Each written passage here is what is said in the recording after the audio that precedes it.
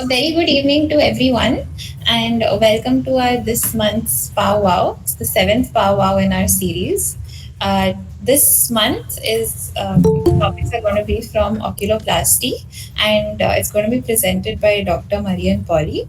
She's going to be talking about two topics. First case is a post-operative surprise in oculoplasty, and her second case is titled "The Long Story of Proptosis." Now I would like to invite Dr. Shikha Bassi ma'am to say a few words and then over to you, ma'am. Yeah. So I would like to just brief all the alumni about this concept of powwow. Initial few powwows, I think we'll only have to support. I'm really thankful to Dr. Kirti Koka, Dr. Bipasha, Dr. LM ma'am.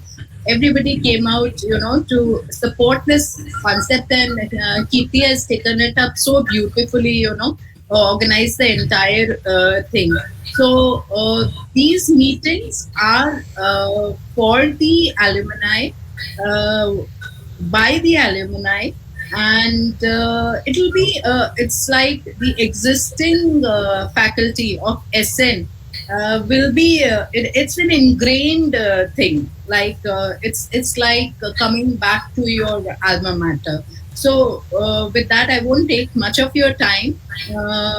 Thankful to oculoplasty team for doing it this time, and also I also invite every other department also to the fellows or the postgraduates who have taken up different specialities to come out, and you can either me, Dr. Sukneshwari, and Dr. Asta Bansal. She is our first year PG, and she is helping us out with the organization of these meetings. At the back end, a lot of work needs to be done. So she's helping us with that. So you can text either me, Dr. Sukneshwari, or Dr. Asta if you have any interesting case which needs, the entire specialty who's trained at SN, their thoughts on the case. So with that, I invite Dr. Varsha and Dr. Preeta to moderate the program.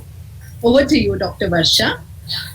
And let me introduce Dr. Varsha and Dr. Preeta. So they don't, in the oculoplasty circle, they don't need an introduction. Dr. Varsha is a consultant trained at Shankar Nethralaya in oculoplasty, and so is Dr. Preeta. They are both consultants in oculoplasty department. Over to you. Thank you, ma'am. It is my pleasure to invite our esteemed panel for today. Dr. Nirmala Subramaniam, she needs no introduction. She is a pioneer in orbit and oculoplasty, and she continues to inspire us here at Shankar Nethralaya. Dr. Lakshmi Mahesh, Senior Oculoplasty Surgeon at Netradama and Sakra World Hospital, Bangalore. Dr. Malay Verma, Consultant at Vision Plus Eye Care, Ranchi. Dr. Maupia, she's based at Narayana Nethralaya, Bangalore. She heads the Aesthetic Department at Banarpeta branch. And Dr. Mangesh, who's a consultant at Ganapati Nethralaya, Jalna. I request Dr. Preeta to introduce our speaker, Dr. Marian Polly. Thank you. Thank you, Dr. Varsha. A very good evening to all. It gives me an immense pleasure to welcome our speaker for this session, Dr. Marian Polly. Ma'am heads the Department of Oculoplasty, Orbit and Ocular Oncology at Giridhar Eye Hospital, Kochi, and she's received her ICO fellowship in Ocular Oncology from Wills Eye Hospital and is a recipient of Jayaban Chamanlal Shah Gold Medal Award for Best Outgoing Fellow from Shankar Nethralaya, Chennai, and she's recipient of Dr. Gangadhar Sundar Award for Young Oculoplastic Surgeon in 2012. It's a pleasure to have you here, ma'am. Over to you.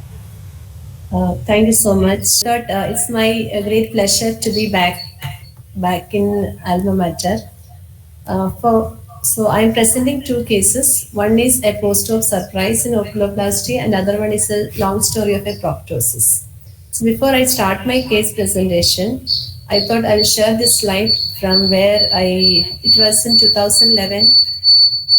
I finished my fellowship and joining in Giridhar Eye Institute in the year 2011. So this is the photo from I stopped my SN and then joined Giridhar. So whatever I'm doing today, I owe to the whole department of SN.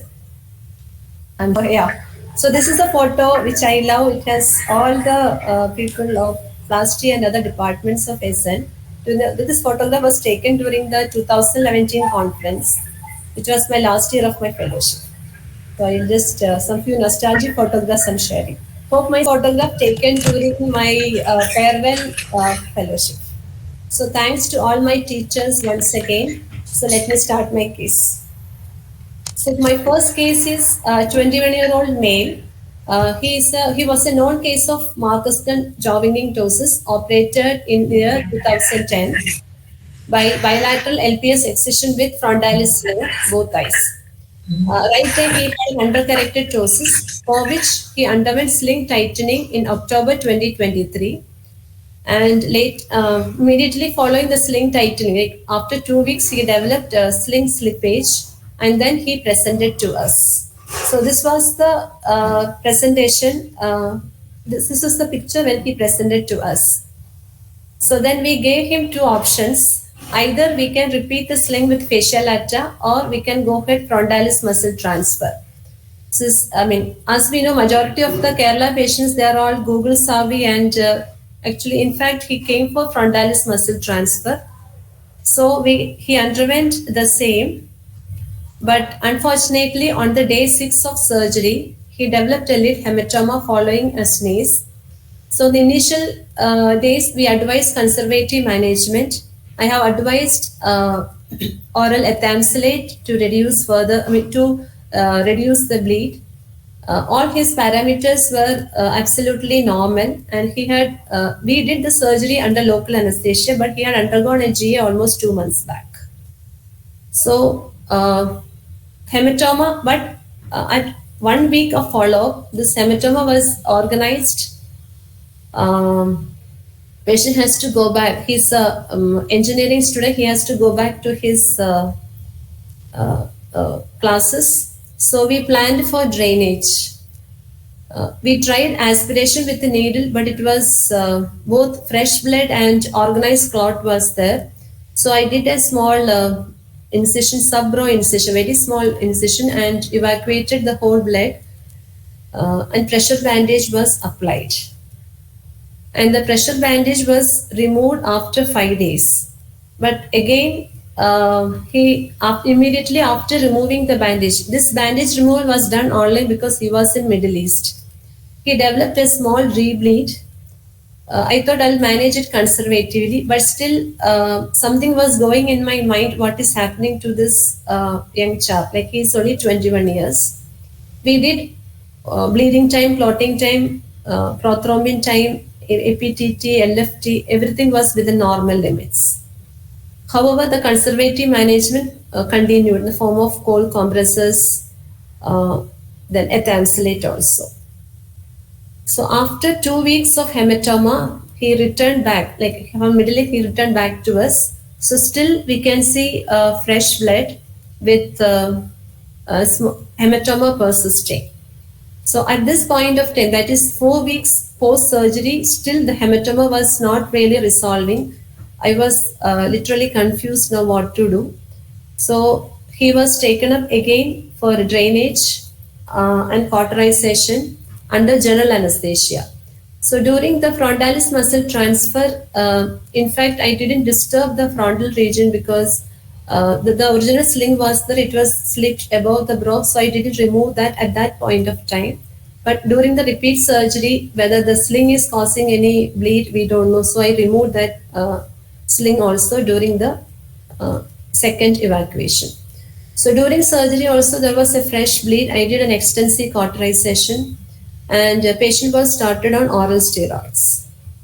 So at this point of time, we did a complete hematological evaluation, starting from routine blood, then ESR, peripheral smear, whole thing, bleeding time, clotting time, PT, APTT, platelet, everything was repeated again. So in this result, we got the eosinophils were very high, that is 37%. All the other parameters were within normal limits. So we thought whether it is eosinophilic vasculitis or any leukemia or any coagulation abnormalities. So then we sent the patient to a hematologist. He was very kind enough because the patient's blood group is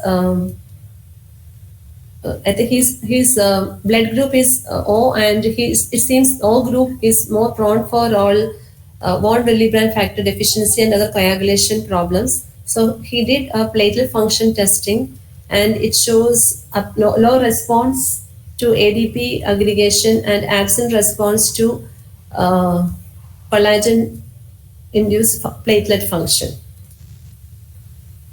So we had a discussion with the hematologist, and finally the discussion was PT, APTT, fibrinogen were all within normal limits. Von Willebrand factor was also within normal limits.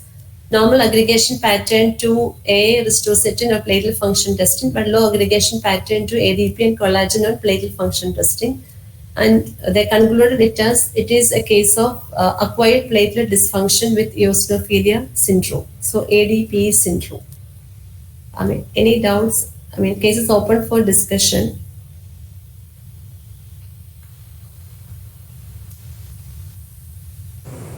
Hi, Marian. Hi. Good evening to everybody. Good evening, Ines ma'am. Thank you, Shika, for this nice opportunity. Now, we have two questions. Was the peripheral smear and the total count, I mean, all the complete hemogram with peripheral, because many places they say complete hemogram, but they don't do the peripheral smear, and neither they do the ESR. So was this a part of your pre-operative evaluation? And sometime in middle of the case, you mentioned that during the second or the third hematoma evacuation, you removed the sling. I thought you had done a frontalis sling, but it was only sutures, right?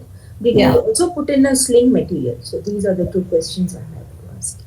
So for the first question, I operated in December. He underwent sling tightening in October. So I just did only the physician checkup, and he has been extensively evaluated for GA with routine blood ESR, but peripheral smear was not done at that time. First for the primary surgery. Then sling, I did frontalis muscle transfer, but I didn't go anywhere near the supraorbital neurovascular bundle. And the sling didn't come to my field, so I didn't remove the sling in the first surgery. You mean the sling which was placed in the previous surgery? Yes. Was that a silicone sling or a fascia lata sling? Silicone sling. Okay. So you didn't see it during the surgery? No, I didn't. They decided not to disturb it. Yes. But why did you want to remove it subsequently? You were worrying whether it was upbraiding on any vessel or something like that? Yeah, because I was not understanding why this bleeding is coming again and again. I can't understand.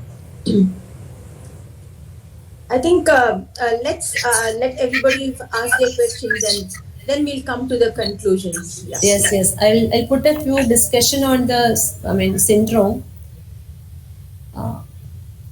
Should I present that, or after discussion should I? I think the others may also have some questions to ask.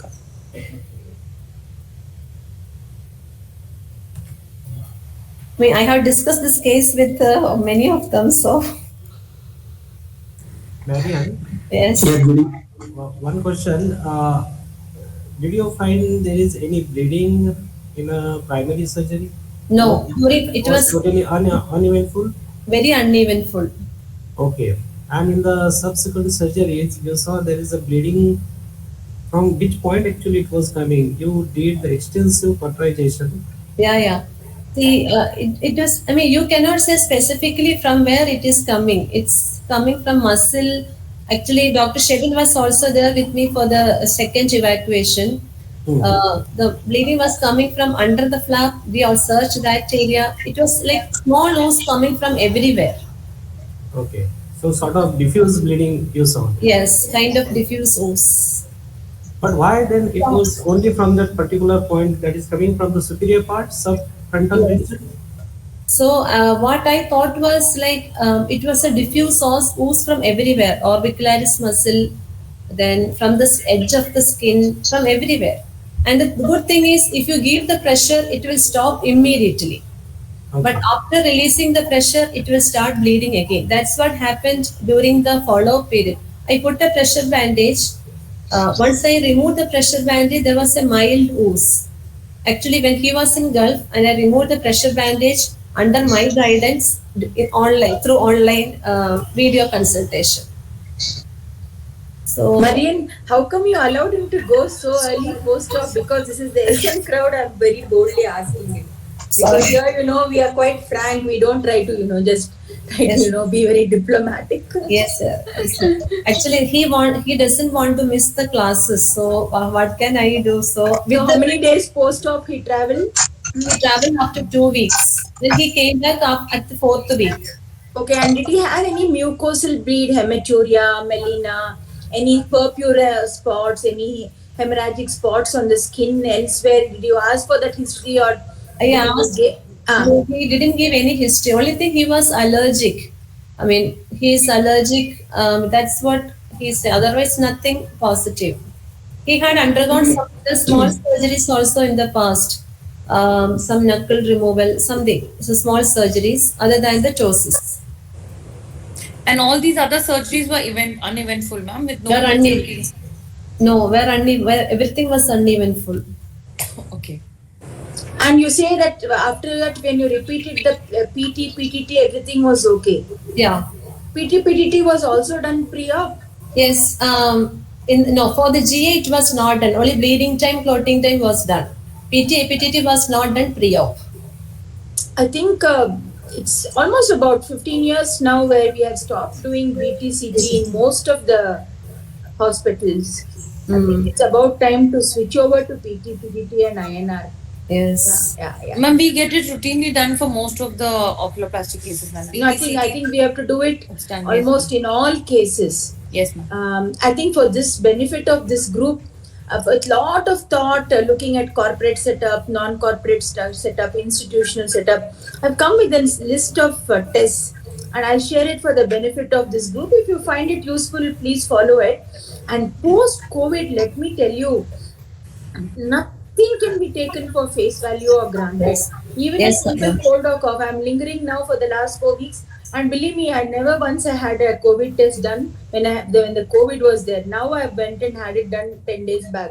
So you can imagine. So I am telling you, post-COVID, we don't know. And many people reacted to like this post the vaccine more than the COVID. So I think eliciting that history as a routine history from now on, I think is really worthwhile. I think it's a very important case Marian has discussed because, it's kind of unnerving. It puts you off through the OPD to the rest of the day. Because remember, I was so blessed to have NS ma'am as a big banyan tree and she's still there for me today. But I tell you, we can't take things for granted for anything. We had a patient with labial graft. Thought it was a very nice, it was an army personnel and he was so fit. On the 25 days or something in the post-op when he was waiting to show his socket, he suddenly, I think, bit his tooth and something and had a massive bleed. We had very tough time controlling him in the OPD. And then, in SN, how it is, you have to go. That time, I think Shubhra was there, Bhaskaran, then if you go to chief, blah, blah, blah. Oh my God. More than the problem, then you have to answer all. It's not, and I think it was very, very important because this accountability factor, which SN has ingrained into us, is really amazing. I think, so Marian, this is the only thing I would say in your, maybe you could do a PT, PTT if you have done all other aspects. From now on, you consider changing over to that. Yes, Thank you very much. Thank you. One more, you can go into the discussion. Adding, what about adding giving steroids post-op to all the patients in plasty? Would it really be necessary for all patients, ma'am? Yes, ma'am. In those days, now I don't know whether NS ma'am has changed. We have to ask her. She always told me, let's give 3 doses of steroids, especially for orbit patients. Post-op, everybody received 3 doses of 8 milligram Decadron, but it was a very difficult orbit. If it took a longer time, we used to give 5. But after leaving SN and coming, believe me, for even entropion, doses, every single case of mine, even a diabetic patient, I give steroids. Oh, okay. Right. Because in this, I gave steroids after second evacuation. I mean, that really helped. Very good, very good. I think one of the treatments is supposed to be for all these APDs and all is eosinophilia is a course of steroids. Steroids, yeah. But even for the problem is patients will ask you like why you are giving steroids. I think we have to explain to them. More, they will ask it all the more post-COVID. Yeah. Even for they'll ask me whether they will get glaucoma, all sorts. As you said, they're very savvy now. Cannot help. Can we have a discussion also, ma'am, on the So acquired platelet dysfunction with eosinophilia is a transient bleeding disorder characterized by spontaneous bruising in a healthy person. So that's what described in the literature. And spontaneous ecchymosis you will see in 100% of patients with this syndrome. Other symptoms like epistaxis, hematuria also reported.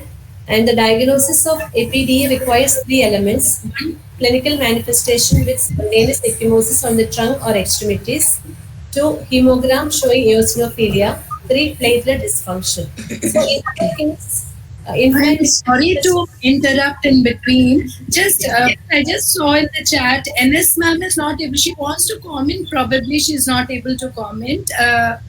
Ma'am, can we help in any which way? NS ma'am has written in the chat that my microphone is blocked. Stephen, can we help?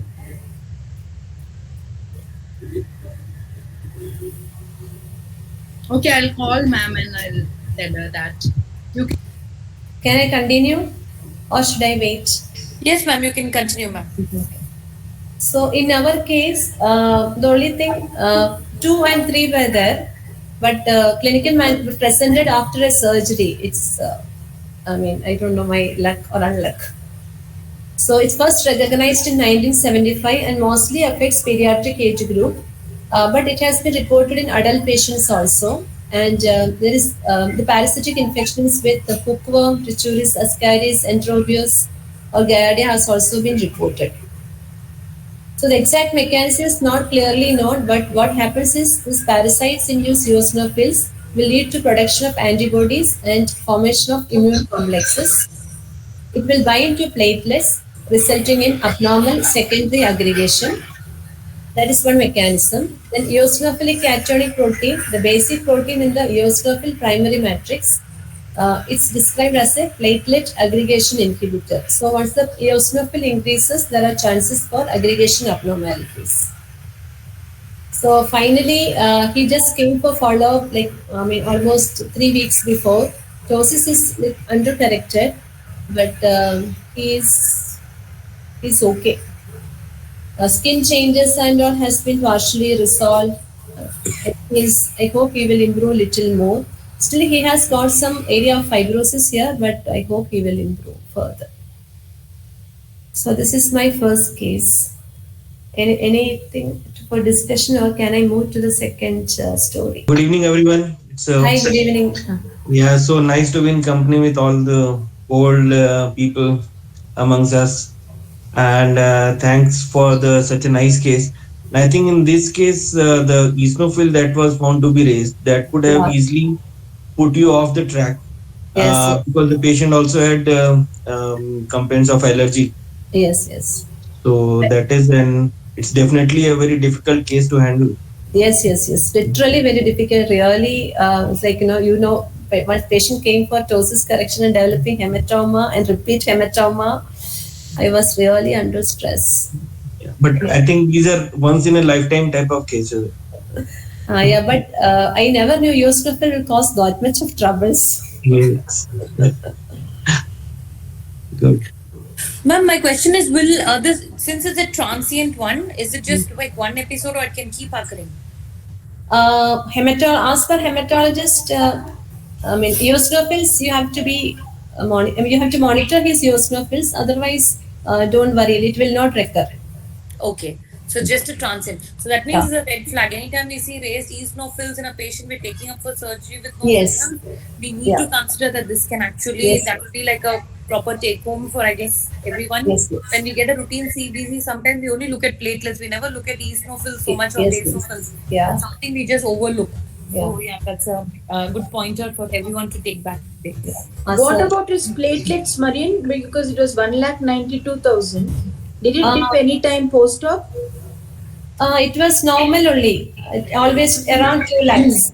Correct. What do you intend to do for his undercorrection now? Now, for the time being, no. You want to wait? Okay. Yeah. Got it. Okay, fine. I'll just wait for another 6 months. Then only I will intervene. Okay, so next in when you are trying to take up the case for next time, do you intend to give preoperative steroids or anything like that? I will give steroids pre-op and post-op also. Ma'am, will Yeah. since it's an eosinophils That and it's it an allergic, will it make sense to give something like mast cell stabilizers to the patient, which helps to stabilize like allergic as well as eosinophil, something like that? Will they have a role more than the steroids are the wonder drug? They suppress everything, but will things like this also help since it's more related to allergies? That I'm not very sure because hematologist was of the opinion give steroids. Okay. He didn't say anything about mask. It should help. Okay. Hello, could I just make one or two points, ma'am? Yes, madam. One is, see, it is a localized swelling in one area. It doesn't come below the incision you had made for the supratarsal fold. Okay. Yes, sir.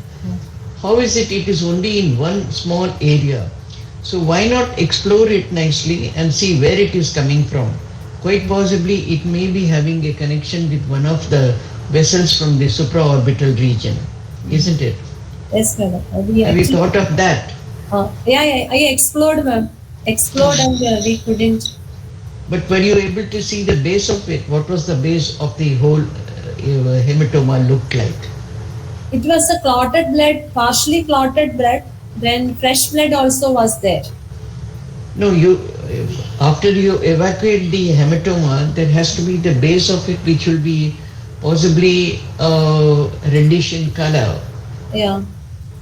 But we couldn't find any specific blood vessel per se. I see. Because it's very difficult to accept suddenly sort of a coagulation deficiency taking place, isn't it? Yes. But there's a syndrome, no? So probably no patient also accepted. It's there. I think the more you do the research on it, the more confusion you get. Yes, ma'am. Okay. Anyway, how is the patient now? Doses is undercorrected. He just came 3 weeks before. He is looking like this. It's undercorrected. Yeah, undercorrection definitely, that's what would be there. Yeah. One has to accept it for some more time. Yes, okay. Yes. Yeah. Okay, ma'am. Thank you. So now I think I'll move to the second case. The long story of proptosis. So this is 64 years female, presented to me in November 2021 with a history of defective vision since 6 weeks. So right eye, this was the clinical picture. Right eye, there is perception of light. Left eye, there is counting fingers 2 meters. Gross proptosis, emesis, motility restriction, lag of thalamus. And corneal infiltrate was also there. So the story is she is a known hypertensive since 6 years on antihypertensives. Known case of hyperthyroidism since 6 months on methimazole 10 mg. She was TSH receptor antibody positive. She's a known. She's became diabetic following steroids since 3 months, and she was on anti-glaucoma medications with imidacloprid, temozolomide, and timolol.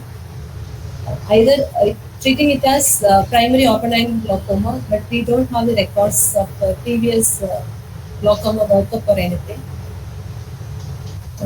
She also had intertrochanteric fracture 2 months back, for which she was put on cast and then removed. So before presenting to us, she had already received 5.5 grams of injection needle prednisolone, and the last dose was 1 week back. When she presented to us, she was on topical antibiotics, lubricants, and glaucoma medications. So this was her lag of ophthalmos, right eye more compared to the left eye. And this was her cornea. Right eye, there is a corneal infiltrate with hypopyon. Left eye also, there was a epithelial defect with the very early defect. There's a very small infiltrate here. So fundus right eye was not visible. I mean, we could not see the fundus in the right eye. Left eye, she had a gross disc edema. This was her MRI which she was carrying. We can see gross proptosis, right more than left. There is an element of stretch neuropathy as well as an element of apical compression, both eyes. So in this patient, our concerns were, one is an active thyroid eye disease. Second, she belongs to the category of poor prognosis in view of her age. Then diabetes, even though steroid induced, she is a diabetic, and highly positive TSH receptor antibodies. Then third concern is bilateral compressive optic neuropathy, post-metal prednisolone, then lag of ophthalmos with exposure keratopathy, right eye corneal ulcer. Glaucoma can be primary or secondary, or ocular hypertension, diabetes mellitus, and hypertension. So each thing we have to manage in a stepwise manner. First, we admitted the patient and asked for a cornea opinion. So cornea scraping was done. Meanwhile, she was given another shot of pulse metal prednisolone, and after which she was started on oral steroids and azoran also. But when the corneal scraping results came, it showed fungal elements. So she was stopped with all the azathioprine, but low-dose steroids were continued to reduce the gross inflammation. And she was put on topical antifungals, natamycin, voriconazole, and started on oral ketoconazole also. So for the lag of ophthalmos part, she underwent lateral tassorrhaphy, canthotomy with the levator recession and frost suture, one eye at a time, followed by the other eye on the next day. So post tassorrhaphy, the epithelial defect started healing. Cornea was looking better in both eyes. Then once the cornea became better, after 1 week, she was referred for the optic canal and orbital decompression by an ENT surgeon, and she underwent the same in another 1 week time. So she returned to us after 2 weeks. Right eye vision has improved to counting fingers at 2 meters, and left eye improved to 6/24 with pinhole. But color vision in the right eye remained at 0. Left eye, she had 2/21 with the red filter. So both eyes were showing signs of improvement. So 2 weeks post-op, the lid sutures were removed, antifungals were continued, oral steroids, and since the corneal fungal infection was under control, she was restarted on azathioprine and other conservative measures. This is the fundus picture, shows a reduction in the disc edema. At 1 month, she was slowly improving, but she was consistently saying morning she will have drop in vision, later on it will improve. So we tried to taper the steroids. While tapering oral steroids, the vision dropped in the left eye. So orbital radiation was added. She underwent radiation. So 2 months post radiation, she has nicely improved. The disease activity has come down. We can see there is a squint, there's isotropy in the right eye, tassorrhaphy in situ. The cornea has been scarred. So at 5 months of starting treatments, The best corrected visual acuity in the right eye has improved to 6/18 and 10, left eye 6/12 and 8.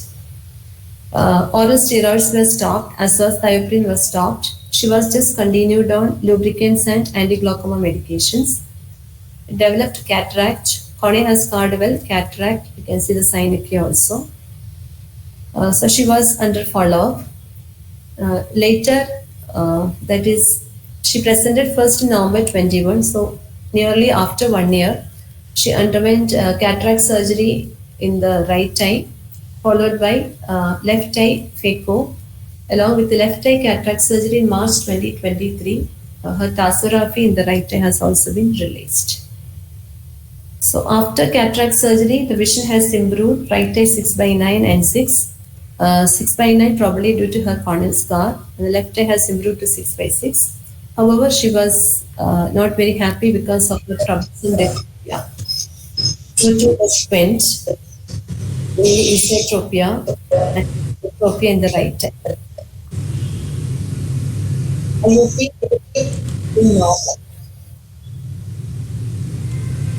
Fundus had a minimal disc pallor, this was okay.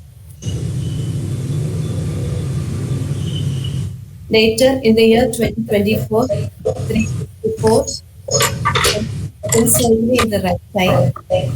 Right eye became ortho, left eye squint surgery she is waited for that. Right squint surgery she middle rectus recession as well as inferior rectus recession. It was her post decompression scan and the plan was taken just before squint surgery, and it's the decompressed orbit with the expansion, posterior expansion of the orbit.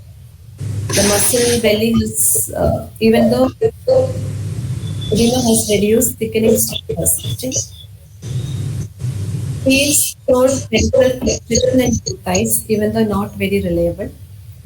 And then on her final visit, she is doing well. This is the story of thyroid eye disease, where all the specialities, glaucoma, cataract, cornea, squint, orbit, were involved. The gratified result.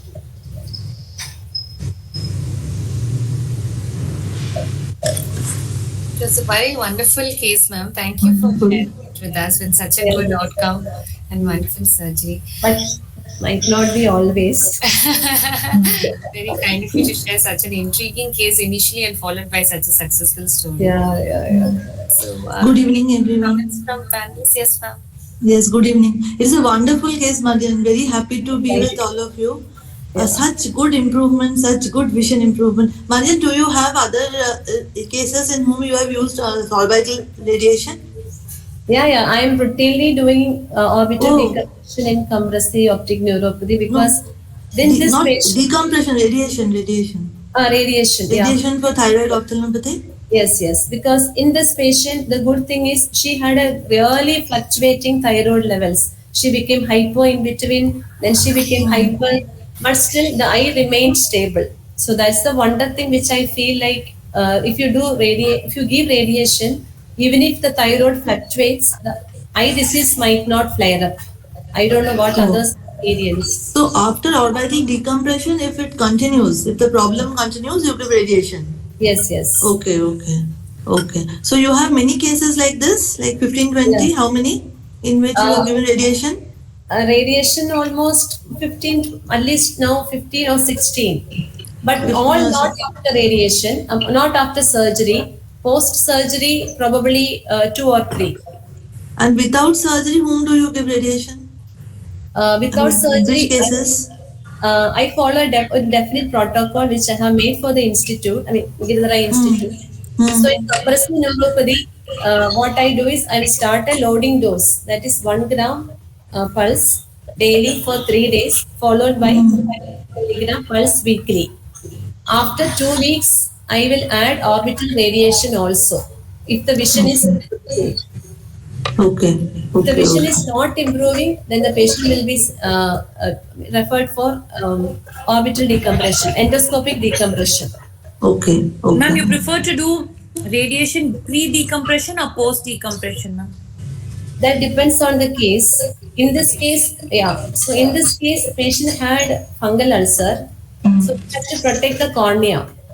That was my first priority. For that, So that was my next question. So a person had a compromised cornea. Won't then radiation be something tricky because radiation can aggravate? yeah. So that is why I did surgery first in this case. Okay. Then And the tarsorrhaphy also is there to protect. Yes.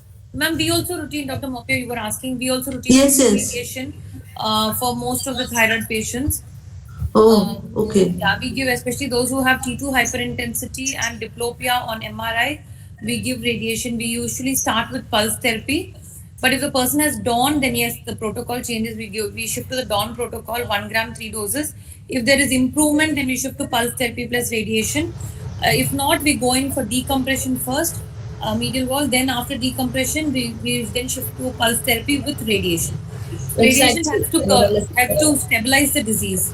Because steroids are like a wonder drug. They work initially, but then again patient comes back with a full rebound. Okay. So this is a protocol with, I think, lots of permutations coming. This is what now currently we are following for thyroid here. And also MMF also mycophenolate. Yeah. Yes. Dr. Mariam, for the immunosuppressants, you give it yourself or you refer them to a rheumatologist or something to start treatment? If the patient is more than 45 years, I start by myself. Okay. Less than 40, I always get a concurrence from a rheumatologist. Okay. And what dosage do you start with and how do you increase it and how do you decide how long you're going to give? Yeah, see, mycophenolate, we start with 500 milligram once daily, then it will increase to 500 twice daily. Okay. What is the criterion for that 45 years, Marian? Sorry, ma'am, that's the reproductive age group. Reproductive age group, we be very careful like that. Okay, first of all, can I ask you a few questions? What Yes, ma'am. was the 5.5 grams of IV steroids? Don't you think it was a very half-hearted dose? How it was given when the patient first presented? It was just 5.5 grams. Yes, actually the patient was given 1 gram once daily for 3 days, followed by 500 from elsewhere. Then it will be 3.5 grams. Where did the extra 2.5? So 500 milligram weekly pulse therapy 6 doses. Yes, yeah. I think it's a half-hearted dose for our population. It's not enough, Marian. When they come to you with a good opinion from the endocrinologist, even if they are diabetic, please take into consideration because IVMP will not worsen the diabetes per se. It will cause transient increase in blood sugar when they are receiving the medicine, but it will not cause. And this lady has been on neomercazole or metimazole for the last 7 years. So, and TSH receptor antibody. So, I feel in her case, the dose which was given before she presented to you was very, very inadequate. And in case you receive such a case for the first time, it will be worthwhile to do the complete cycle once again, whichever cycle you're comfortable with or which is working best for you. Because you know that I always advocate 9 grams. So I start it fresh. So this is before decompression, when you admitted this patient, you gave only 1 gram or you gave 3 grams? No, I gave only 1 gram because I saw the fungal ulcer. No, then so okay. So you just to decrease the thing. Don't worry about fungal ulcer. Even for fungus, bad fungus, orbital cellulitis in the sinuses, under good guidance with a good internist and nephrologist, or if the patient has renal issues, you can give steroids. Nothing will happen. You can salvage the eye, vision, everything. Okay, that is another point to discuss altogether, but you can give steroid in fungus. Okay, now when the ENT surgeon did the endoscopic bilateral decompression, were you there with him? No, he referred to nearby hospital. Then you should have been there because the lateral rectus is bulky. It's huge. It's like almost 10 times the size. See that scan there. It's like about, it's easily about 15 millimeters or more than. See that lateral rectus there on the coronal section, especially. Coronal. Yeah. The next to it. The one next to it. Yes. beside the second one. You see how bulky it is. So if you had done a balanced decompression, both the medial wall for the DOM, which I rightly agree with you, and Coca, you should have also done a lateral that would have balanced. Okay? Balanced. And did that ENT surgeon really take care of this strut? Because that bad esotropia is for due to two reasons, not bad esotropia. Yeah. One is the strut may not have been carefully, the inframedial strut may not have been carefully preserved. Or point number two, the bulky lateral lectures was going on pushing the eyeball medial. Yes. Okay. Now the later on scan. Oral steroids. My personal experience last 18 years, because after coming to Bangalore, treating a lot of thyroid patients. In SN, I didn't have that many cases, but I find oral steroids worsens the eye disease as much as hypothyroid also worsens the eye disease. So when your patient is becoming hypothyroid, you have to be very, very careful, because like how when you have a sugar level of 460, 400, we should see this a lot in SN.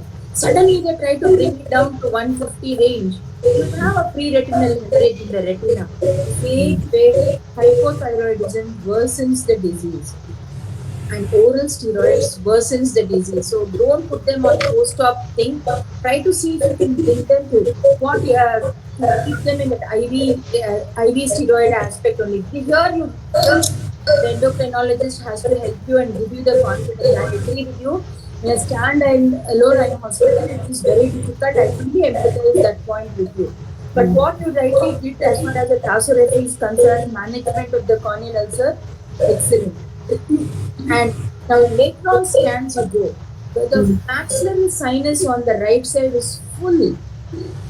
Yeah. Okay, that triggers and worsens the disease. Let me tell you, it is a constant source of inflammation. And believe me, there is some ethmoid sinus also. And now there is no bone between the ethmoid sinus and the medial wall of the organ because of medial wall decompression. Yes. So you can realize on the right side now in the axial view, the ethmoid sinusitis is triggering the inflammation.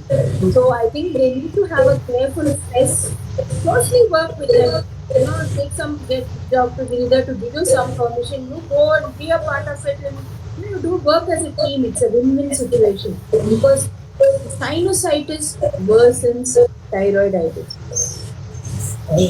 Marian, I congratulate you. I think it is a very good work which you have done because the follow-up has been very nice. Yeah, thank you, ma'am. And you have literally, all the, I'm sure the patient must have been quite thrilled with the sort of improvement which you have been able to get. She's very I certainly cannot talk much about the treatment part of it, but whatever you have done, I think you have done an excellent work. Thank you, ma'am. Thank you so much. Can I please ask a question from Marian and Kirti, Varsha and all? What's the longest follow-up of radiation, post-radiation for thyroid? Ma'am, I think because we started radiation in 2015. During my fellowship days, I think that's when we started radiation. So we have had almost 9 years follow-up. And patients are doing well. Yeah. For me, 10 years follow-up. So no patient has radiation retinopathy. No, what ma'am, is no, the ma'am. dose? And I think maybe 20 grade, 20 grade 10 fraction. Hi ma'am, this is Sonam. Yeah, Hi, Sonam will everybody. be able to tell more about it. Yeah, so that's a very nice question. Actually, ma'am, we've had so far only one patient with diabetic retinopathy. With radiation retinopathy because she was a diabetic also. And we didn't have any option, but that was like radiation was given as a last option because she had recurrences one after the other despite giving her IVMP and immunosuppressants and doing the decompression for her. So, but she's maintaining a good 6/9 vision and it's under control. So radiation cataract is not a problem, but radiation retinopathy. So 9 years is the longest follow-up you have, is it? Yes, ma'am. And ma'am, the dose is only 20 gram because of the current techniques of radiation, which is highly focused. The number of side effects that we see, even dryness is not so much of a problem. Don't thyroid patients actually complain of dry eye. Most patients post radiation don't complain of any exacerbation of their dry eye as such. So they concentrate mainly on the swollen muscles alone, is it, or on the fat? On the swollen muscles and the fat, ma'am. Both. Okay. Thank you so much. And Marian, you also have a long follow-up? Yeah, 10 years. For me, 10 years. Very good, very good. Okay. Please share this Dr. in the Mangesh subsequent. and Dr. Mangesh, Dr. Malay, just want to know what are your protocols that you follow for thyroid? Mostly, first we start with this methylprednisolone only. We're not giving oral steroids. And once if we don't find any improvement within 2-3 doses, then we advise radiotherapy also, provided the patient does not have too much of proptosis and too much of compression. If there is too much of compression, generally I've referred the cases to my alma mater because I don't have that much of facility to handle all these decompressions. And then we have endocrinologist, and regarding the immunosuppressants, they only take care of. Sometimes they have now also started giving rituximab. So yeah, so that also they've started giving, but then it's in their domain. So mostly in my cases, generally in my setup, I'm very few cases those which have even compressive optic neuropathy. Mostly they are mild to moderate cases only. Okay. And Marian is a very nicely managed case and fantastic result. And good. Thank you, sir. Dr. Mangesh? Marian, this is a really excellent case, and I would like to say if one has to study the thyroid eye disease, this is a single case actually which will tell you all what can happen in the thyroid eye disease. Yes. Especially All right from the exposure keratopathy, this fungal ulcers, and the posterior compressive optic neuropathy. So this is the single case which tells you a whole story of the thyroid. She has actually presented two cases which are always an enigma. One is ptosis and one is thyroid. Sometimes ptosis, no matter what you do, they'll be undercut. So you can never be happy. And one is thyroid. So you have to really cases with Marian, I just want to ask a question. If you are given orbital radiation and the patient later landed up in the dawn, then ENT they feel there is some difficulty in doing this medial orbital wall decompression because of some fibrosis. But so far I have never come across such kind of cases. I don't have any experience in that way. Okay, means you have no recurrence after or no. That's what. After radiation, it's like more or less done. No recurrence. Keep your fingers crossed. Yeah. So, but post radiation, usually with the quiet disease, we do lateral wall, cosmetic after point, but that's after quite a lot of interval. Then we do a balanced decompression sometimes later for cosmetic reasons, but that time we don't have any difficulty as such. Okay. And in moderate to severe disease, this sort of non-side-signaling diseases, you add immunomodulation or you directly go ahead with the orbital radiation? Immunomodulation. Yeah. So preferred is mycophenolate method you use? Now mycophenolate.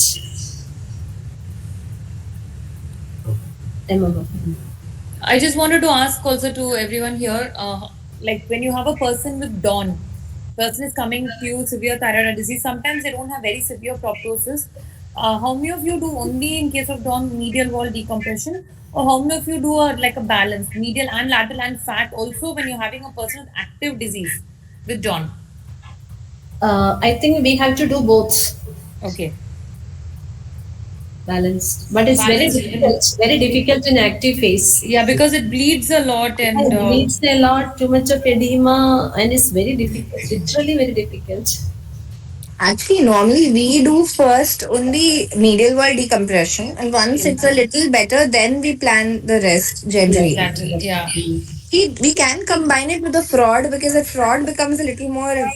Fraud in active phase is like, I don't know. Yeah. Even that will bleed because fat is also very inflamed and you always have a chance of retroorbital bleed. So yeah, I'm always scared to touch the lateral wall of fat in a very active case unless the patient is slightly quite diseased. So what had happened is, I think we had a patient with pre-existing medial wall fracture because of some old trauma, very small one, and then he had a Dawn. So it was getting very difficult to do a medial wall decompression because already there is fibrosis which is set in. So in that patient, then we had gone in and we done fraud plus augmented the medial wall fracture endoscopically with our ENT surgeon. So these are like some rare scenarios wherein we might have to consider it to do together or something. What is fraud? Fat removal. Yeah, and I agree with you. In active stage, don't even touch even one globule of fat. Active stage, you try to make it as inactive. Admit the patient and give IVMP.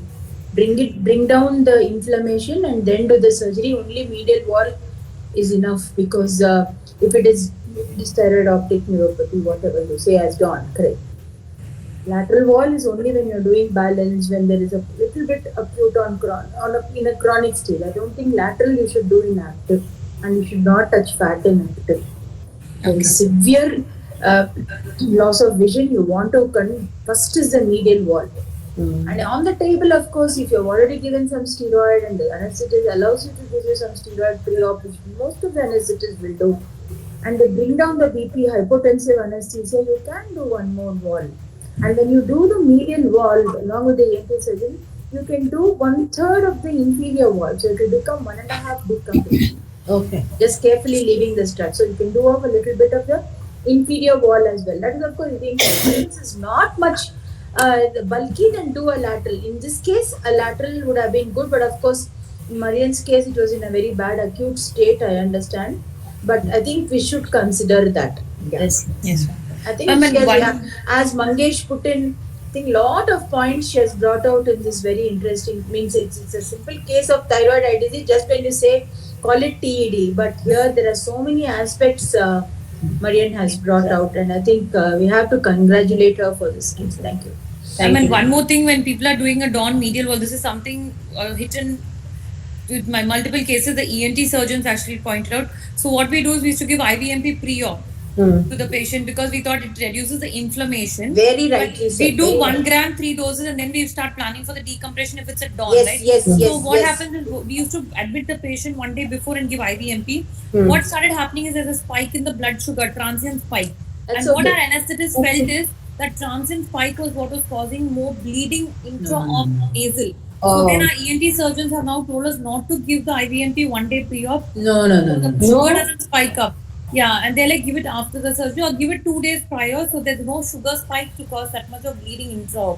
No, it's not like Something that they were saying. And also recently. request the ENT surgeon not to use powered instruments. Okay. Till the time tested chisel and mallet is better, very guarded approach. It will take 2.5 hours easily. Medial wall, bilateral medial wall, better to wait for 1 day. I would say anybody's just like cataract. Unless there's a tearing hurry, otherwise better to do one side at a time. 3 days, 4 days later, you can do the other side.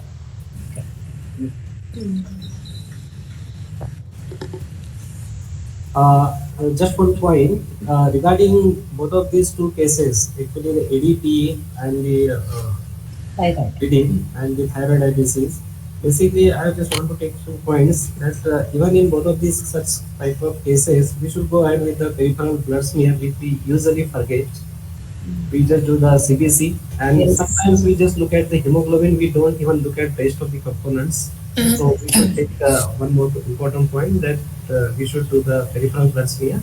Second point, I think, as LM Madam rightly said, we should do the PT-INR in all of such cases. And third thing is that when I was working with the ENT surgeon, along with when I used to do probing under endoscopic assistance or the combined surgery, they have a concept like preparation for the face surgery. So what they do, they give the antibiotics for the 3 days and along with the dexamethasone. That is IV steroids for 3 days before going for the face surgery. So it actually decongest each and every corner of the nasal sinuses and then the mucosa.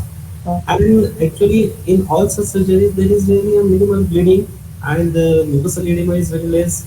So based on that, even I started giving injection clava and injection Exa-P of even for the all TCR patients. And just I was curious to know what happens, but now I'm really very comfortable. There is really minimal mucosal bleeding. Patients are also comfortable. Post of edema is also very less. So we can just take on some few studies. Case controls if it really helps. And even in cases, I also give 0.5 mg per kg oral steroids for 7 days only. It's only for the short time. If it is really not contraindicated in ulcer patients.